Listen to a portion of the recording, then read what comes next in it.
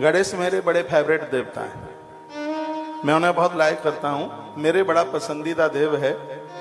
इस समय मेरी व्यासपीठ पर भी भगवान गणेश हैं, मेरे पूजा में गणेश हैं। ऐसे गणेश ही तो हैं जिनको आप कितनी भी संख्या में जिनकी आप पूजा कर सकते हैं, ऐसे भगवान गणेश हैं। गणेश जी गोबर के गणेश बनाए जाते हैं, हल्दी के गणेश बनाए जाते हैं। हल्दी के गणेश बना करके पूजा की जाती है, इससे जादू टोना टोटका किसी का किया कराया कुछ भी नहीं रहता। गोबर के गणेश बनाने से बेटियों के लिए अच्छे घर और वर की प्राप्ति होती है। पीली मिट्टी में गोबर मिलाया जाता है गौ माता का, और वो भी कपिला गाय होती है। बहुत ध्यान से सुनिए, कपिला गाय उसको कहते हैं, देसी गैया जिसके सींग हिले। हमारे मध्य में संजू भैया कैसे हैं आप? ठीक है, आपका बड़ा धन्यवाद है, बड़ा है, बहुत आदर है। तो कपिला गैया का गोबर पीली मिट्टी में मिला करके गणेश जी बनाए जाते हैं, और हर चतुर्थी को उनकी पूजा की जाती है। आप पूजा के बहुत प्रकार जानते हैं, आपको बहुत कुछ पता है। मेरे निवेदन पर 1 साल के लिए आप गणेश चौथ की कथा आरंभ कर दें, पूजा करें 1 वर्ष के लिए। आप देखिए क्या से क्या हो जाएगा, आनंद हो जाएगा। ऐसे गणेश हैं जिनको देने में बिल्कुल भी देर नहीं लगती है, और सगरे देवता भगवान गजानंद को सबसे पहले पूजते हैं। गणेश चौथ 1 महीने में 2 पड़ती हैं, कृष्ण पक्ष और शुक्ल पक्ष, और दोनों ही ये पूजने के लायक हैं, दोनों में ही पूजा। और सबसे बड़ी बात है कि इसमें भगवान गणेश की कथा सुनी जाती है। अब कथा सुबह सुने कि शाम को सुने, गणेश जी की कथा दोपहरिया होती है। दोपहर में, दोपहर के समय में 10:50 से लेकर के और लगभग 1:50 तक का ये भरी दोपहरी का समय, ऐसे समय में भगवान गणेश की जो कथा, देखो इस टाइमिंग्स के भी बड़े फर्क हैं। अभी मैं कलकत्ता में 2 दिन का बेलपत्र महात्म में निवेदन कर रहा था, उसमें एक इतनी अच्छी बात कही थी, कहा ये तो 24 घंटा बेलपत्र पूजने वाला है, लेकिन बेल वृक्ष की परिक्रमा ठीक दोपहर के समय लगाएं। दोपहर बिल्कुल मध्याह्न में, मध्याह्न का समय इसको आप समझ लीजिए 12:48 से लेके 12:12 अभिजित मुहूर्त है, ठीक बीचा बीच में पड़ता है। ऐसे समय में यदि हम 1 परिक्रमा भी बेलपत्र की लगा लेते हैं तो सुमेरु पर्वत की 7 परिक्रमा लगाने का फल प्राप्त होता है। तो टाइमिंग्स के अंदर हैं। जितने भी वृक्षों में पानी दिया जाता है, जल दिया जाता है, वो सुबह के समय दिया जाता है, और पेड़ों में शाम के समय में दिए जलाए जाते हैं। दिए जलाए जाते हैं, उसकी बहुत बड़ी महत्व। बहुत लोग शाम को पीपल को पानी देते हैं, नहीं देना चाहिए पूजा के तौर पर। शाम को सूर्यास्त के बाद तुलसी में पानी देते हैं, नहीं देना चाहिए। बेल वृक्ष में रात के समय पानी डालते हैं, बिल्कुल नहीं। शाम के समय में आप दिए, ये तो हमारे ग्रंथों में सगरी बातें लिखी हुई हैं। तो एक जो मध्याह्न दोपहरी का समय है, ऐसे समय में आप भगवान गणेश की चौथ की पूजा भले ही सुबह कर लें, शाम कर लें, जब कर लें, लेकिन जो कथा सुनने, मेरे सामने ग्रंथ रखा है, एक बार इसका दर्शन कर लो। और इसे कहते हैं गणेश पुराण, बहुत अद्भुत है, संस्कृत का ग्रंथ है ये। और मैं जो कहूँगा साथ सम्मित कोई बातें आपके बीच में मैं रखूँगा, जो कि बातें बड़े काम की होंगी। गणेश जी के नाम से एक बहुत बड़ी बीमारी है, वो खत्म हो जाती है। जो गणेश जी की पूजा करते हैं उन्हें ये बीमारी होती ही नहीं, उसको कहते हैं कुष्ठ रोग। और इतनी भयंकर खतरनाक बीमारी है, यदि अपने परिवार में किसी को हो जाए तो उनके बच्चों को शादी विवाह होना बड़ा मुश्किल हो जाता है। इसी में वर्णन है, एक राजा को यह बीमारी हुई और उस समय उसे कथा सुनाई गई और वो बिल्कुल ठीक हो गया। बस इसी बात के ऊपर पूरा गणेश पुराण है, इतनी सी बात के ऊपर ही पूरा है यह गणेश पुराण। और कथा बड़ी अद्भुत है। ये 2 ग्रंथ गणेश जी को बड़ा प्रभावित करते हैं, एक तो गणेश पुराण है और एक मुद्गल पुराण है। जो कोरोना काल में सब कथाएं, सब ग्रंथ, ये पुराण मैंने आपके बीच में निवेदन किए हैं। तो मैं जो ग्रंथ आपको निवेदन कर रहा हूं वो गणेश पुराण है, और बड़ा अद्भुत है और बड़ा विलक्षण है। 4 युगों में गणेश आते हैं। गणेश जी 4 युगों में आते हैं, और गणेश के 4 वाहन है। ऐसा एक देवता भगवान गणेश हैं जिनके पास 4 वाहन है। भगवान विष्णु के पास 1 है, महादेव के पास 1 वाहन है, इंद्र के पास 1 है। आप जानते हैं इंद्र का वाहन क्या है? हा? अरे आप इतनी कथा मैंने ही कई बार बताया होगा। हा? क्या है? ऐरावत हाथी। धन्यवाद, आप बहुत होशियार है। यही है। हनुमान जी का वाहन भी पता है क्या? हाँ, हनुमान जी का वाहन ऊंट है। हाँ, ऊंट है हनुमान जी का वाहन। वो नहीं बैठे वो बात अलग है। आप में से बहुत लोग हैं जिन्होंने गाड़ी खरीद रखी है लेकिन चलते हैं वो अपनी मोटरसाइकिल पे, स्कूटर पे ही चलते हैं, नहीं बैठते हैं। हनुमान जी का वाहन वही है। तो कभी कभी ये देखने को मिलता है, हम हनुमान जी के मंदिर में जाते हैं। मैंने एक हैदराबाद में एक ऐसा बड़ा अद्भुत मंदिर देखा, श्याम बाबा का मंदिर और उसी में हनुमान जी का मंदिर। हनुमान जी के मंदिर के आगे ऊंट, खैर हमने तो ग्रंथों में पढ़ ही रखा है, पहले से मालूम ही है, लेकिन जिनको नहीं पता होता है तो उनको यह निवेदन कर दिया जाता है। तो भगवान गणेश जी के 4 वाहन हैं। जब ये सतयुग में प्रकट होते हैं तो इनका वाहन होता है सिंह, शेर होता है, और जब त्रेता में आते हैं तो इनका वाहन होता है मोर। देखिए, मैंने बहुत बार कहा है कि हमारी कथा में आप बैठे हैं तो कागज कलम लेकर के बैठे, क्योंकि पूरी A to Z कथा लिखने के लायक होती है। और ऐसा है नहीं कि मैं यहाँ गणेश पुराण सुना दूं, कल फिर अगली जगह जाऊं तो वहां सुना दूं, तो संभव नहीं है।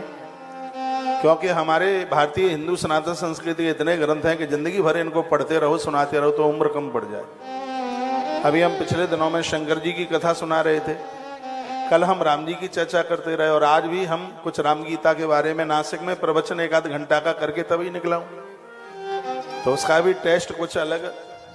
अब यहाँ हमें सुनने को मिलेगा भगवान गजानंद का पूरा का पूरा उनका चरित्र। इसके बाद में भक्तों की, संतों की कथा पुणे से 2 दिन के लिए। तो एक एक शब्द बहुत लिखने के लायक होता है।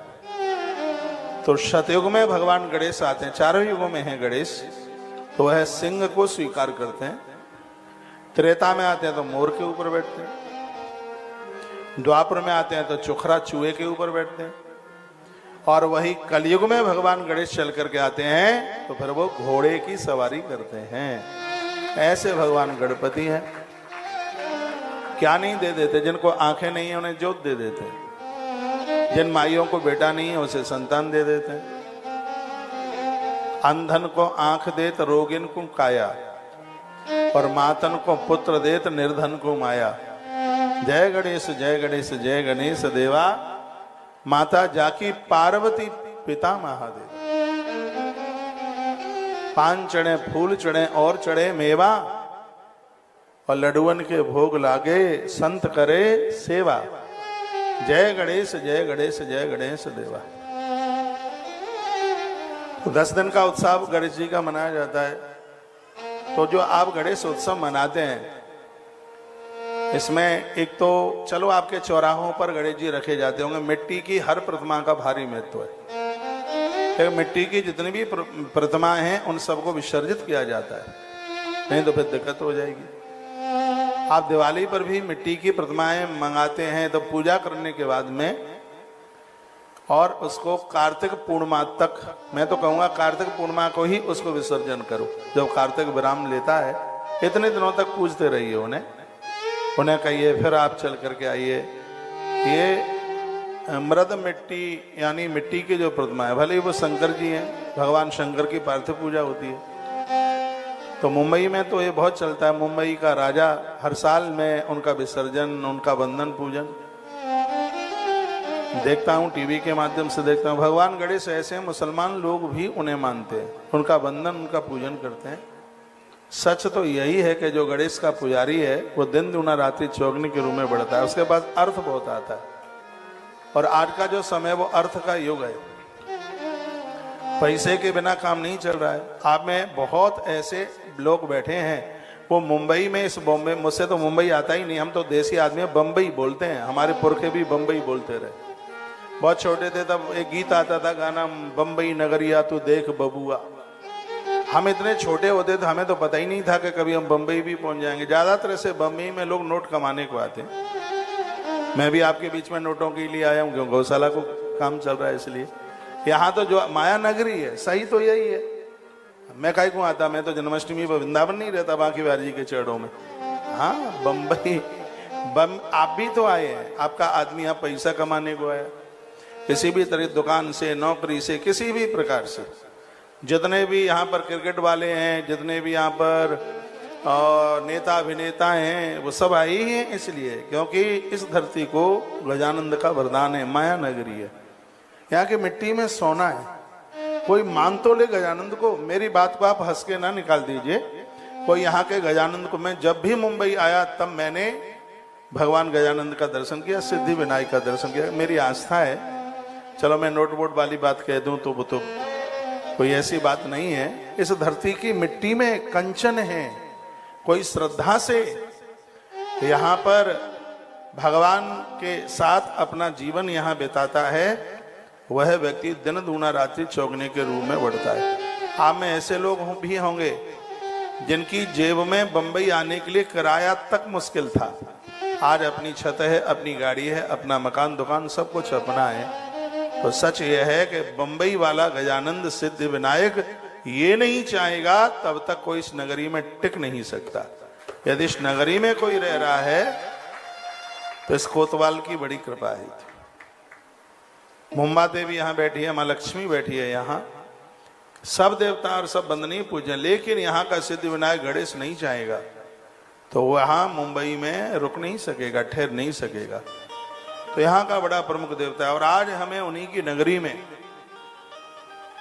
कुछ उन्हीं की चर्चा करने का सौभाग्य प्राप्त हो रहा है। तो चारों युगों में आने वाले भगवान गणेश मक्खन के गणेश बनाए जाते हैं। जिन घरों में झगड़े कले होते हैं, मिट्टी में मक्खन मिलाया जाता है, थोड़ी राख मिलाई जाती है, गणेश जी का पूजन किया जाता है, फिर उनको विसर्जित कर दिया जाता है। रोज के रोज ऐसा होता है। गणेश चौथ को रोज बनाते हैं, शाम को सूर्यास्त के होने से पहले उन्हें विसर्जित कर दिया जाता है। वैसे भी आप सागर के किनारे बैठे हैं, समुद्र की तो इतनी बड़ी महिमा कही गई है कि 100 बार गंगा नहा लो और एक बार सागर नहा लो तो फल एक बराबर हो जाता है। समुद्र की इतनी बड़ी महिमा है। फिर रोजाना नहाओगे तो काले बाल सफेद हो जाएंगे, इतना भी ध्यान रखना। आप कहें कौन से महाराज नहाने को बोल गए तो सुबह थैला लेके चले आप नहाने को।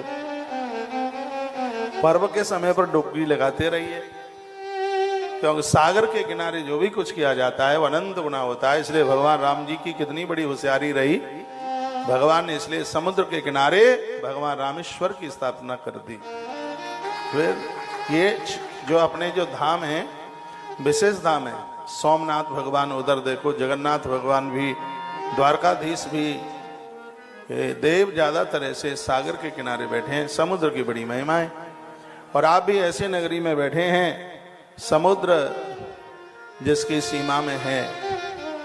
तो आइए मैं भगवान गजानंद की कुछ बात करूं। जन्म जन्मांतर यम न स्थितम पुण्यम महतरम तेन सन दर्शनम जातम सर्वज्ञ शतस्तम। जन्म जन्मांतर के पुण्य उदित होते हैं। भगवान गणेश का एक बार दर्शन करने मात्र से तत्काल यज्ञ करने का फल प्राप्त हो जाता है। आपने गणेश जी का दर्शन कर लिया, कई यज्ञ करने का आपने फल कमा लिया। इतनी बड़ी महिमा, इतना बड़ा महात्म्य भगवान प्रभु श्री गणेश जी का।